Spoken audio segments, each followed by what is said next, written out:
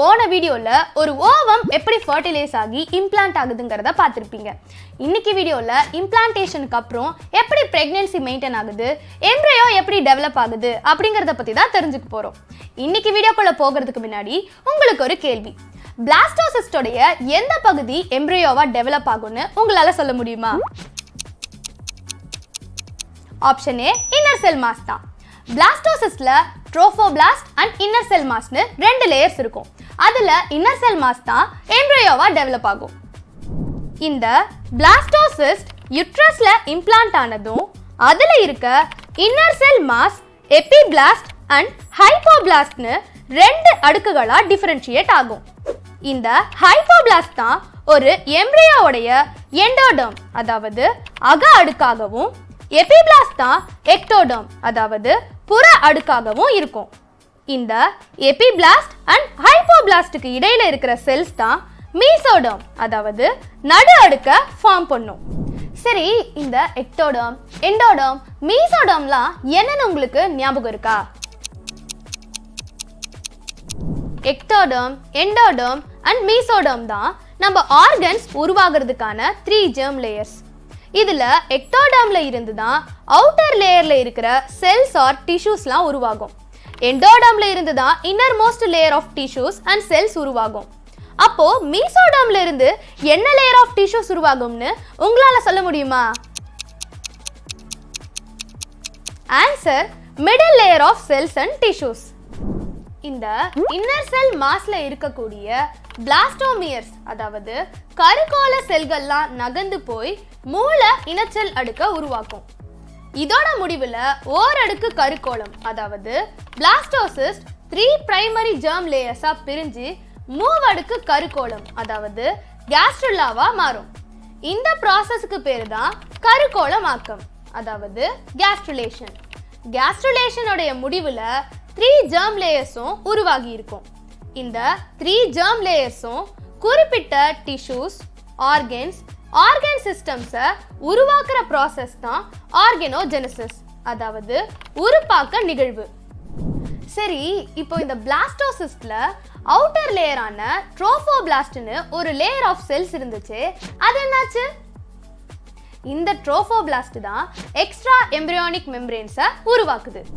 Amnion, chorion, ஆலன்டாய்ஸ் and யோக்சாக் இதெல்லாம் தான் இந்த எக்ஸ்ட்ரா எம்பிரியானிக் மெம்பரேன்ஸ். இந்த எக்ஸ்ட்ரா எம்பிரியானிக் மெம்பரேன்ஸ் தான் டெவலப் ஆயிட்டு இருக்கிற எம்ப்ரியோவை உலர்ந்து போகாமையும் இயக்க அதிர்வு ஏற்படுறப்பையும் எம்ப்ரியோவை காப்பாற்ற உதவுது. அது மட்டும் இல்லாம நியூட்ரியன்ட் அப்சார்ப்ஷனுக்கும் oxygen and carbon dioxide எக்ஸ்சேஞ்சுக்கும் உதவுது. இதுல ஆம்னியான் ஒரு 2 லேயர்கள் இருக்கிற டிரான்ஸ்லூசன்ட் மெம்பரேன். இதுக்குள்ள ஆம்னியாட்டிக் ஃப்ளூயிட் அதாவது பனிக்குட திரவம் ஃபில் ஆகி இருக்கும். இந்த ஆம்னியாட்டிக் ஃப்ளூயிட் இருக்கிறதுனால எம்ப்ரியோ மூவ் ஆகிறதுக்கான என்விரான்மெண்ட்டை இது உண்டாக்குது. இந்த ஆம்னியான் தான் எம்ப்ரியோக்கு ஒரு பயாண்ட் என்விரான்மெண்ட்டை ஏற்படுத்தி எம்ப்ரியோக்கு இன்ஜுரி ஆகாம காப்பாத்துது. அதே மாதிரி இந்த லேயர் எம்ப்ரியோவுடைய டெம்பரேச்சரையும் மெயின்டைன் பண்ணி சீரா வச்சுக்கும். இந்த எக்ஸ்ட்ரா எம்பிரியானிக் மெம்பரேன்ல யோக்சாக் தான் உணவு பாதையின் ஒரு பகுதியை உருவாக்குது. அதே மாதிரி ஆரம்ப நிலை இரத்த செல்களும் இரத்த குழல்களும் உருவாக்குறதுக்கு ஒரு சோர்ஸா அமையுது. இந்த யோக்சாக்கோடைய வால்முனை பகுதியில எம்பிரியானிக் டிஷ்யூஸால ஆன ஒரு சின்ன வெளி பிதுக்கத்தை ஆலன்டாய்ஸ் உருவாக்குது. இந்த ஆலன்டாய்ஸ் தான் அம்பிளிக்கல் கார்ட் அதாவது தொப்புள் கொடியோடைய அடிப்படை அமைப்பாகவும் எம்ப்ரியோவை பிளாசண்டா அதாவது தாய் சேய் இணைப்பு திசுவோட இணைக்கிற லேயராகவும் அமையுது. இந்த ஆலன்டாய்ஸ் தான் கடைசியில யூரினரி பிளாடரோடைய ஒரு பகுதியாகவும் மாறுது. இந்த எக்ஸ்ட்ரா எம்பிரியானிக் மெம்பரேன்ஸோடைய அவுட்டர் மோஸ்ட் லேயர் தான் கோரியான். இது எம்ப்ரியோவையும் எல்லா எம்பிரியானிக் மெம்பரேன்ஸையும் சூழ்ந்து இருக்கும். இது பிளாசண்டாவை உருவாக்க உதவுது. இந்த ட்ரோஃபோபிளாஸ்ட் செல்ஸ் எக்ஸ்ட்ரா எம்பிரியானிக் மெம்பரேன்ஸை உருவாக்குறத தவிர கோரியானிக் வில்லைன்னு விரல் மாதிரி இருக்கிற நீட்சிகளை உருவாக்குது. இந்த நீட்சிகள் தான் எம்ப்ரியோவுடைய ரத்தத்தை கேரி பண்ணும். இந்த கோரியானிக் வில்லையை சுற்றி தாயோடைய ரத்தம் நிறைஞ்சி இருக்கிற குழிகள் இருக்கும். இந்த கோரியானிக் வில்லையும் யுட்ரஸோடைய டிஷ்யூஸும் சேர்ந்து தான் டிஸ்க் ஷேப்ல பிளாசண்டாவை உருவாக்கும். இந்த பிளாசண்டா பிரெக்னன்சி அப்போ டெம்பரரியா உருவாக்கப்படுற ஒரு எண்டோக்ரைன் ஆர்கன். இந்த பிளாசண்டா தான் அம்பிளிக்கல் கார்ட் மூலமா ஃபீட்டஸை யுட்ரஸோட வாலோட இணைச்சு நியூட்ரிட்டிவ், ரெஸ்பிரேட்டரி அண்ட் எக்ஸ்கிரீட்டரி ஃபங்க்ஷன்ஸை செய்கிற உறுப்பாக செயல்படுது. ப்ரெக்னென்சியோடைய 4th வீக்ல தான் ஒரு எம்ப்ரியோக்கு ஹார்ட் டெவலப் ஆகும்.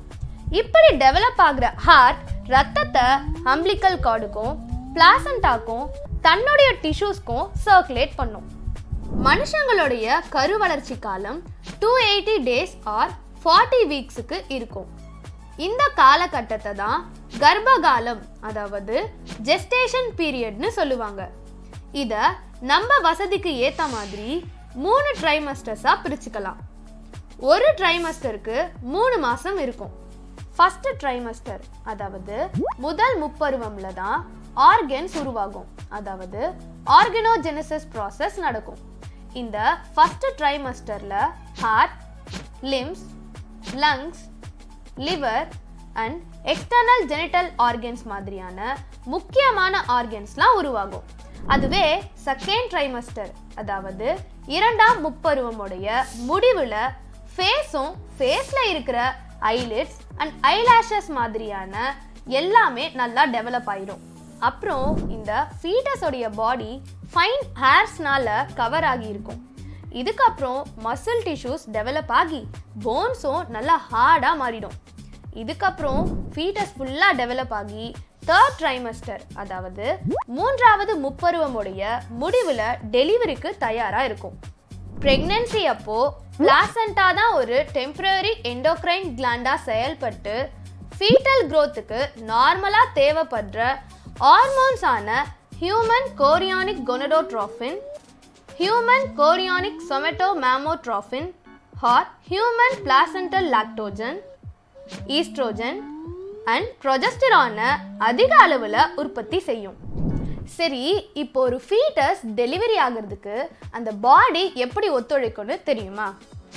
இந்த ப்ரெக்னன்சியோட கடைசி காலகட்டத்தில் ரிலாக்சின் அப்படிங்கிற ஹார்மோனை ஓவேரியும் பிளாசண்டாவும் உருவாக்குது. இந்த ஹார்மோன் பெல்விக் லிகமெண்ட்டை ரிலாக்ஸ் பண்ணி டெலிவரியை ஈஸியாக்குது. சரி, பிளாசண்டா உருவாக்குற ஹார்மோன்ஸில் எந்த ஹார்மோன் பிரெக்னன்சி அப்போ மட்டும் உருவாக்கப்படுதுன்னு உங்களால் சொல்ல முடியுமா? Relaxin, human chorionic gonadotropin, human placental lactogen ஹார்மோன்ஸ்லாம் பிரெக்னன்சி அப்போ மட்டும்தான் உருவாக்கப்படுது. ஆனால் பிரெக்னன்சி அப்போ oestrogen, progesterone, cortisol, prolactin and thyroxine மாதிரியான ஹார்மோன்ஸோட அளவு தாயோட ரத்தத்தில் பல மடங்கு அதிகரிக்கும். இந்த ஹார்மோன்ஸும் ஃபீட்டஸோட க்ரோத்துக்கு உதவுது. ஓகே ஸ்டூடெண்ட்ஸ், இன்னைக்கு வீடியோவில் maintenance of pregnancy and embryonic டெவலப்மெண்ட்டை பற்றி தெரிஞ்சுக்கிட்டோம். இது உங்களுக்கு புரிஞ்சிருக்கும்னு நினைக்கிறேன். நான் உங்களை அடுத்த வீடியோவில் பார்க்குறேன். பாய்.